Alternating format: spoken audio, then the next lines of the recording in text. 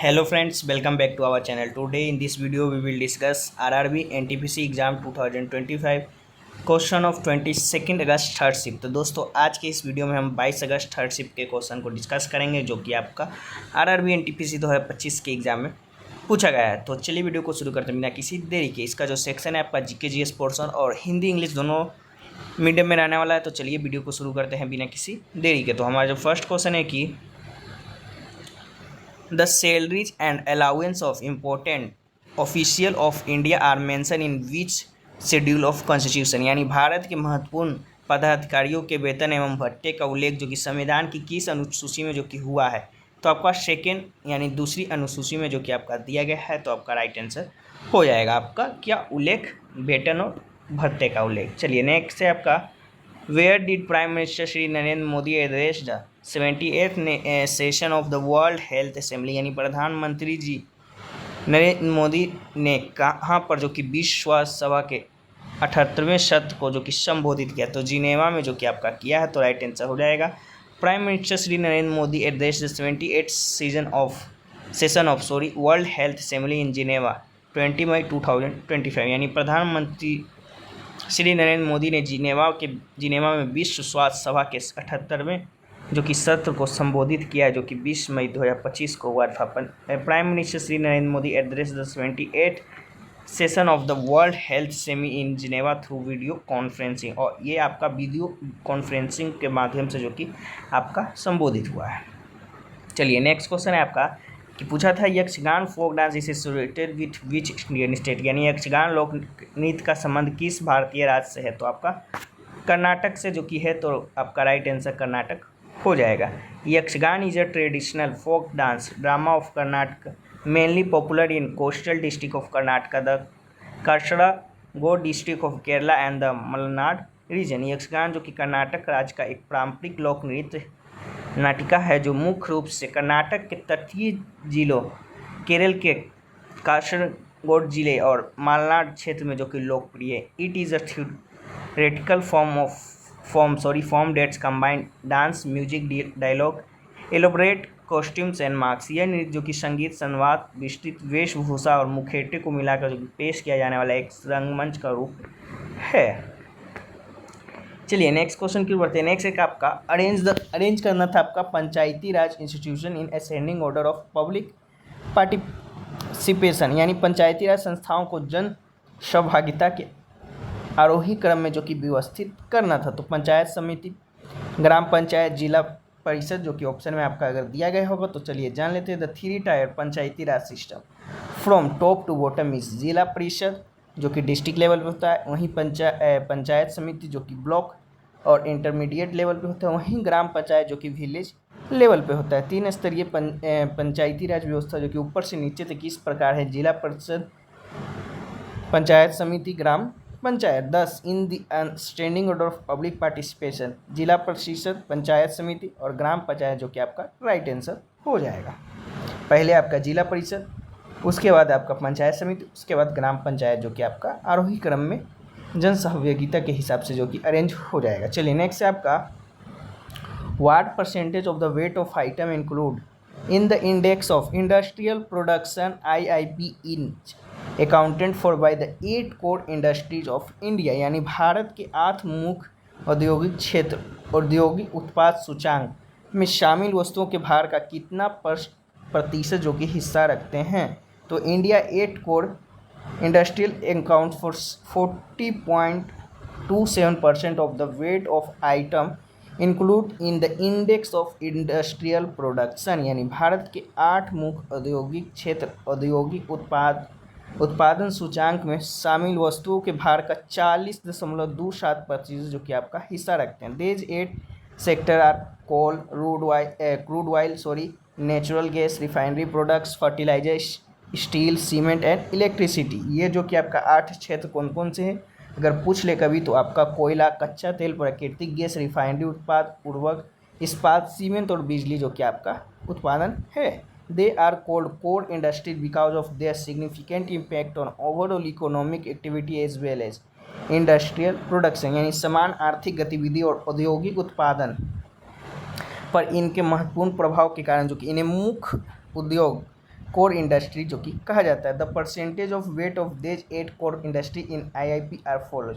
यानी इन 8 मुख्य उद्योगों का IIP में प्रतिशत भार की बात कर ले तो कोयला का जो कि 10.33%, क्रूड ऑयल का आपका 8.98%, नेचुरल गैस का आपका 6.88%, पेट्रोलियम रिफाइनरी प्रोडक्ट का आपका 28.04%, वहीं फर्टिलाइजर का 2.63%, स्टील का 17.92%, सीमेंट का 5.37%, वहीं इलेक्ट्रिसिटी यानी बिजली का 19.85% जो कि आपका हिस्सेदारी है आठों का। वहीं बात कर ले टोटल की तो आपका 40.27% जो कि आपका है, तो राइट आंसर आपका 40.27% हो जाएगा। चलिए नेक्स्ट है आपका कि which river is not associated with the Indus valley civilisation, यानी सिंधु घाटी सभ्यता से संबंधित नदी नहीं है, कौन सी नहीं है आपसे पूछा। तो गोदावरी अगर ऑप्शन में दिया गया होगा तो गोदावरी जो कि आपका राइट आंसर हो जाएगा। The Godavari river is not associated with Indus valley civilisation because this civilization mainly developed along the Indus River and the Ghaghara ancient Saraswati river. Godavari नदी जो कि सिंधु घाटी सभ्यता से संबंधित नहीं है क्योंकि यह सभ्यता मुख्य रूप से सिंधु नदी और घाघरा प्राचीन सरस्वती नदी के किनारे जो कि विकसित हुई थी। The Indus valley civilisation extended from present day north eastern Afghanistan to Pakistan and north western India while the Godavari river is major river located in the south India. Sindhu घाटी सभ्यता का विस्तार जो कि वर्तमान उत्तर पूर्वी अफगानिस्तान से पाकिस्तान और उत्तर पश्चिम भारत तक जो कि था, जबकि गोदावरी नदी दक्षिण भारत में जो कि एक स्थित प्रमुख नदी है, तो इसलिए आपका गोदावरी आपका राइट आंसर हो जाएगा। और आपका ये जो कि स्थित नहीं है। Some sites of civilisation were also related to other river such as Harappa on the Ravi river, Manda on the Chenab river. सभ्यता के कुछ स्थल जो कि अन्य नदियों से भी संबंधित थे, जैसे हड़प्पा सभ्यता जो कि रावी नदी पर और मांडा जो कि चिनाब नदी पर जो कि चिनाब नदी से संबंधित थे। In the civilisation mainly flourish along the Indus and the Ghaggar-Hakra river with many important sites such as Harappa on Ravi and Kalibanga on the Ghaggar-Hakra। Sindhu घाटी सभ्यता मुख्य रूप से सिंधु नदी और घाघर-हकरा नदी जो कि जिसे प्राचीन में सरस्वती नदी भी जो कि माना जाता था के किनारे विकसित हुई थी, और इसके कई महत्वपूर्ण स्थान इन नदियों से जुड़े हुए हैं, जैसे कि हड़प्पा जो कि रवि नदी पर, वहीं कालीबंगा जो कि घाघर-हकरा नदी के किनारे जो कि स्थित था। चलिए नेक्स्ट क्वेश्चन की ओर बढ़ते हैं। नेक्स्ट आपका which sector made the largest and most significant contribution to the economic in the pre independence India, यानी स्वतंत्र पूर्व भारत की अर्थव्यवस्था का सबसे बड़ा और प्रमुख योगदान आपका पूछा गया था कि कौन सा था सेक्टर में। तो चलिए जान लेते हैं। In pre independence India the agriculture sector made the largest and the most significant contribution to the economy as more than 90% of the national income depended on it, and most of the population lived in the rural areas where agriculture was the main source of livelihood। स्वतंत्रता पूर्व भारत में कृषि क्षेत्र ने जो कि अर्थव्यवस्था का सबसे बड़ा और प्रमुख योगदान दिया था, क्योंकि राष्ट्रीय आय का 90% जो कि अधिक हिस्सा इसी पर निर्भर था, और ज़्यादातर आबादी ग्रामीण इलाकों में रहती थी जहाँ कृषि ही आजीविका का मुख्य जो कि स्रोत थी। However, for century the textile industry was also highly developed in India, producing cotton, textile and silk। हालांकि सदियों से कपड़ा उद्योग भी भारत में बहुत विकसित रहा और सूती वस्त्रों व रेशमों का जो कि उत्पादन करता था। चलिए नेक्स्ट है आपका which state given special status under article 371A, अनुच्छेद 371A के तहत जो कि किसे विशेष दर्जा दिया गया था, तो आपका नागालैंड राज्य को जो कि दिया गया था, तो राइट आंसर आपका नागालैंड हो जाएगा।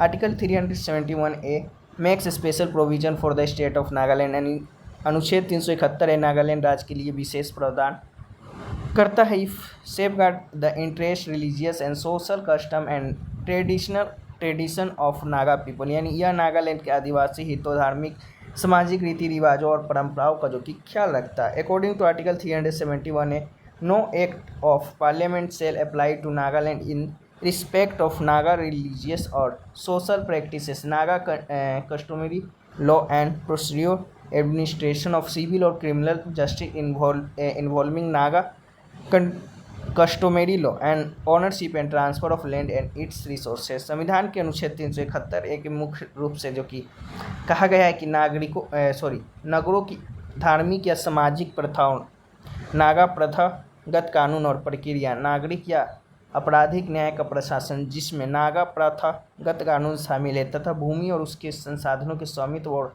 हस्तांतरण के मामले में संसद का कोई भी जो कि अधिनियम नागालैंड राज्य पर जो कि लागू नहीं होगा। For such as act to apply a resolution must be pass by the Nagaland legislative assembly.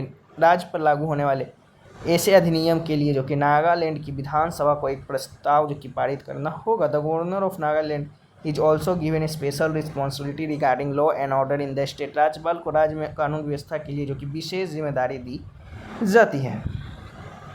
चलिए नेक्स्ट आपका which southern dynasty led the camping of crossing the Ganga river in the early 11th century by defeating Pala king Mahipal first. किस दक्षिण राजवंश ने 11वीं शताब्दी के आरंभ में पाल राजा महिपाल प्रथम को जो कि पराजित करते हुए गंगा नदी पार करने के अभियान का नेतृत्व किया था। तो आपका द चोल डायनेस्टी आपका राइट आंसर हो जाएगा। Particularly Rajendra Chola first was the southern dynasty that lead this campaign, यानी चोल राजवंश विशेष रूप से राजेंद्र चोल प्रथम व दक्षिणी राजवंश था जिसने इस अभियान का जो कि नेतृत्व किया था। This military achievement which establish the Chola presence in north India and earn Rajendra the title Gangaikonda Chola the Chola conqueror of Ganga, demonstrated the power of the Chola empire. इस सैन्य उपलब्धि ने जिसने उत्तर भारत में चोलों की उपस्थिति स्थापित की और राजेंद्र को गंगाईकोंडा चोल यानी गंगा नदी पर विजय प्राप्त करने वाला चोल जो कि उपाधि दिलाई, चोल साम्राज्य की शक्ति का प्रदर्शन किया। तो चोल जो कि आपका अगर डायनेस्टी पूछा होगा वंश तो चोल राजवंश हो जाएगा। वहीं अगर राजा का नाम पूछा होगा तो राजेंद्र चोल प्रथम जो कि आपका राइट आंसर हो जाएगा। तो देख लीजिएगा आपका क्या पूछा था, डायनेस्टी या राजा का नाम। तो ये रहा क्वेश्चन जो कि आपके थर्ड शिफ्ट में पूछे गए थे। बाकी इसका जो PDF है आपको टेलीग्राम चैनल पर मिल जाएगा, तो वहाँ से भी रीड आउट कर सकते हैं ऑल शिफ्टों का, फर्स्ट सेकंड थर्ड शिफ्टों का। तो लिंक जो कि डिस्क्रिप्शन बॉक्स में होगा वीडियो के, तो वहाँ से भी आप लोग रीड आउट कर सकते हैं PDF लेकर। चलिए फिर मिलते हैं नेक्स्ट किसी और वीडियो में, तब तक के लिए जय हिंद जय भारत।